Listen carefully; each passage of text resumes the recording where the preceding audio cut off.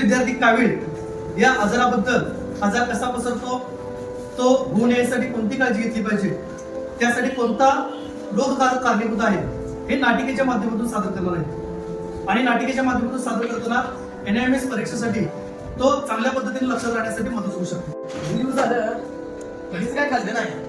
मी म्हणते पाणीपुरी वाला चल जरा पाणीपुरी खाऊया आज. उन्हाळ्याचं पाणी दूषित पाणी आहे, तब्येत बिघडू शकते. अरे त्याला नसतं काय बघ. चल पण बाजूला मला काय चल घे जरा एक पाणीपुरी आहे. फुल द्या. 30 रुपये झाले बघा. अरे तुला घे सांगा बाजूच का? जरा किती रुपये झाले? 30 रुपये. चल पाणी द्या ना. हा झालं. नको नको नको, दूषित पाणी पिऊ नकोस. अरे असू दे, आता पण पाणी प्यायची गरज आहे. पाणी प्यायला हवं.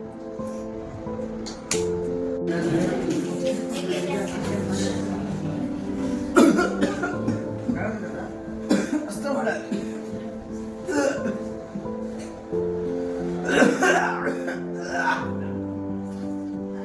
Hello hello.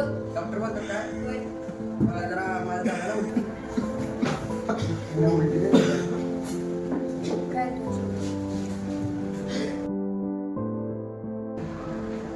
यासनी कावीळ झाली आहे. काय कावीळ आणि या माठीमागची कारणे काय? आता बाहेर दूषित अन्न खाणे, दूषित पाणी पिणे यामुळे कावीळ होऊ शकते. त्यामुळे हे अन्न आपण टाळलं पाहिजे. हे होऊ नये म्हणून काय करावे लागेल?